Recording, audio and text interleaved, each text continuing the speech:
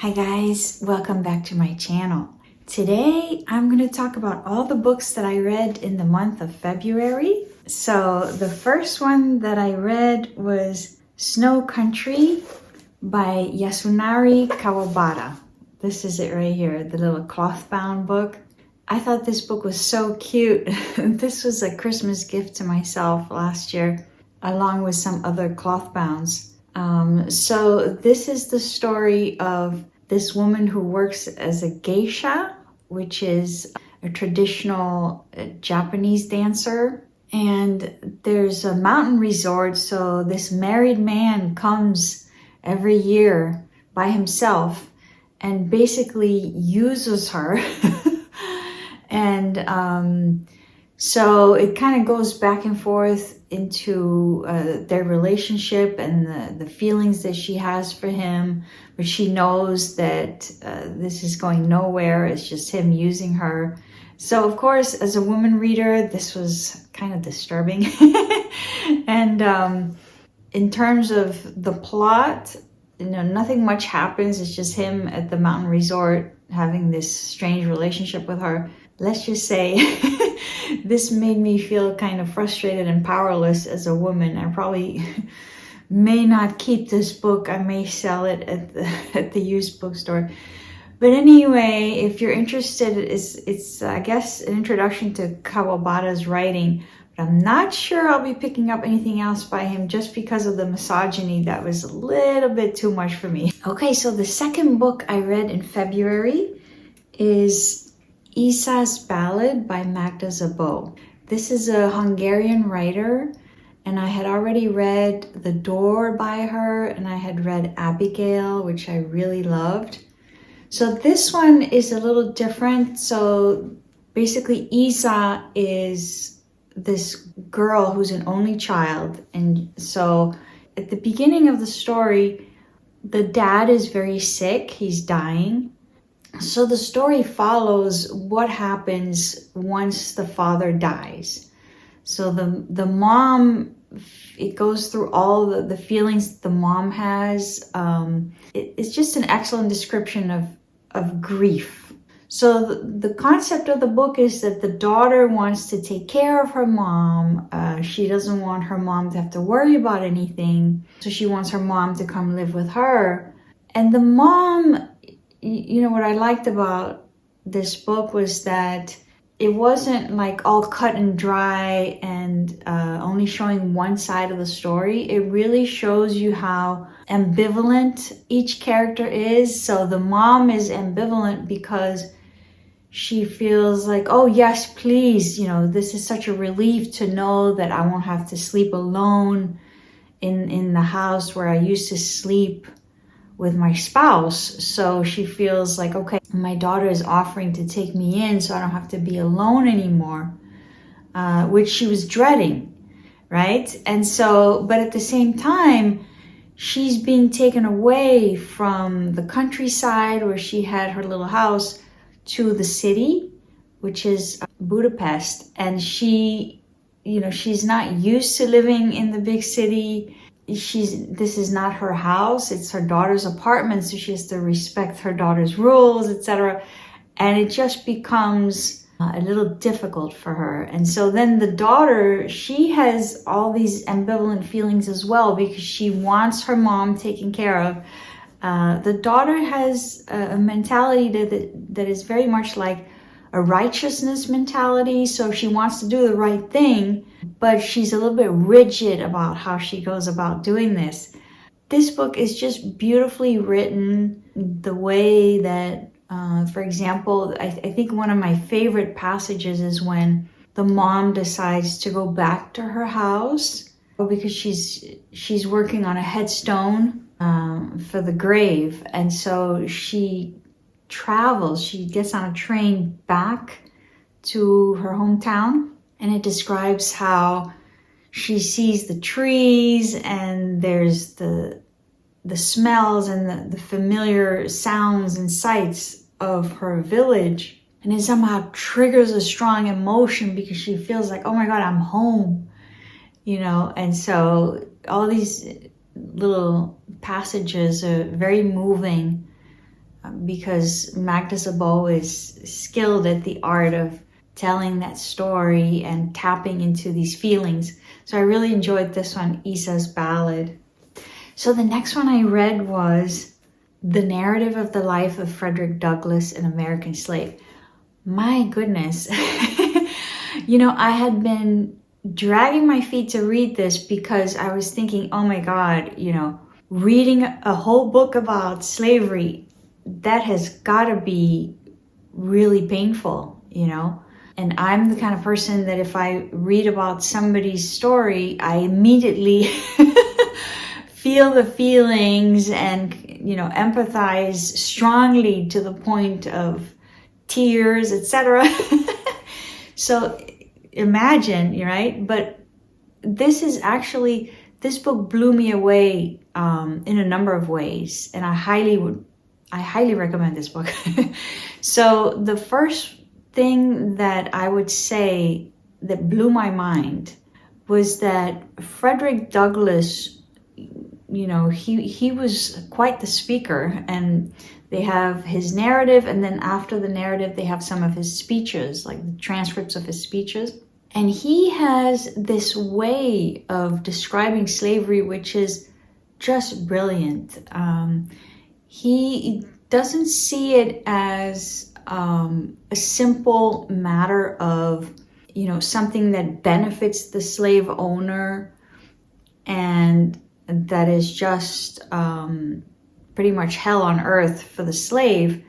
But he has this ability to zoom out and see slavery as an evil, like a poisonous entity that actually damages the slave owner by making his soul rot, and of course the slave by traumatizing the slave. But this idea that it's a poison that makes the soul of the slave owner rot and damages his soul for generations to come, that is to me something I had never heard it described in that way. And I have to agree that's just that makes a lot of sense, because the way he describes it is, if you force your brain to live in constant dissonance, so in other words, you go to church, right, and they're telling you God loves all his children the same way, and you agree with those values, but then you go home and there's these slaves working on site and being treated unfairly, right? So that's a dissonance. So that's asking your brain to hold two things that are completely contradictory and pretend like everything's normal. And so he's saying these slave owners, by doing this and by raising their kids in an environment where there's these massive contradictions between theory and practice, and they're acting like it's nothing, it's no big deal, there's no problem with the system. It's damaging their brains by forcing their brains to hold that contradiction. I mean, that's a brilliant concept. He's right. It can't be healthy for the brain to hold that contradiction, right? And then the other point he makes is that slavery, that poisonous entity, is something that can also be transmitted from one person to the next. So in other words, if you had somebody who had never heard of slavery before, or who didn't have slaves, or who treated slaves in a nice way, and then you have somebody else who comes in and who tells them, no, they are slaves, they're supposed to be treated like this, you can actually infect that person's soul and make them start to be abusive when they weren't abusive before. And he shows that because that's what happens between the husband and the wife at the house where he was a slave as a child in Baltimore. And that was brilliant too. It was like this concept of you can poison somebody else's mind with the concept of slavery. And I was like, oh my God.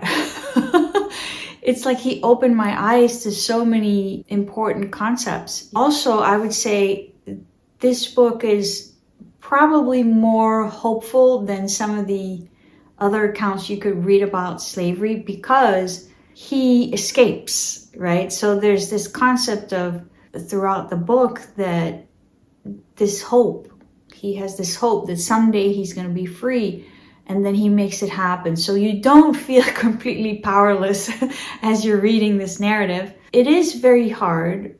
I think the part that was very painful for me to read is the separation of the family members. I really thought that was horrible. I mean, I knew about it, but when he talks about it from a personal standpoint, you know, it packs quite a punch. So that was very painful. A lot of things are very painful about the way slaves are treated, but the way he draws all these important conclusions, and he has these theories about how the whole system works, and you know, he worked diligently with the anti-slavery movement, the abolitionist movement, and it's just it's a beautiful thing to read about, you know, how slavery was abolished. And some of the speeches were written before and some of the speeches were written after it. And I think especially at this time in our history, it's an important book to read, because you see that he went through some phases of despair, right? Where he was like, oh my God, they just passed another law, you know, we're never going to get out of this. And then all of a sudden something comes through and slavery is abolished. So it shows you like how relative things are, and how history can kind of look like it's something is improving, and then it gets worse, and then it improves again, you know? So there's all these ups and downs throughout history, and there's something to be said about the resilience and the persistence in the looking for what's right. So I highly recommend this one, The Narrative of the Life of Frederick Douglass. And the last book I read this month is called The Thing Around Your Neck by Chimamanda Ngozi Adichie, which is a collection of short stories. So I had read Purple Hibiscus by her, and I absolutely loved that book. And so I decided to pick up the short stories. The short stories are very interesting because you get to see all the different facets of Nigerian society. So some of the stories take place in Nigeria, and there's some riots going on and you have to run for your life. And then they have other stories about Nigerian immigrants and how they try to navigate life in the US, you know. And one of the scenes she describes is a Nigerian woman who had brought some seeds from Nigeria in her suitcase, and how the immigration officer was just looked at the seeds with a disgusted look on their face and confiscated them.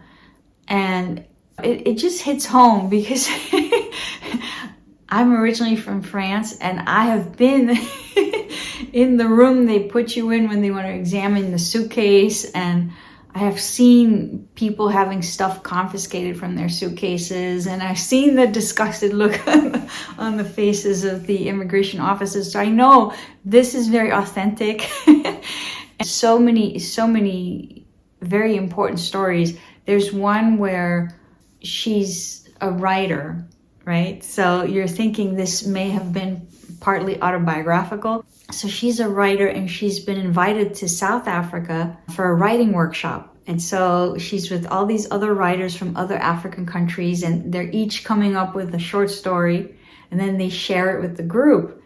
And what's interesting is this white guy who's moderating the discussion, and she writes something that is based on something that happened to her, which has to do with misogyny in Nigeria. And the moderator is saying, oh, that's not very believable. The story is not very authentic, but she, you know, it happened to her. So there's so many interesting stories. These are highly entertaining, so I do recommend this one, The Thing Around Your Neck. Okay guys, so this concludes my February wrap-up. I'm working on a few different concept videos. One of them will be a video about my favorite short stories. And then I'm gonna work on some cozy bookstore vlogs in different cities, okay? Till next time, happy reading!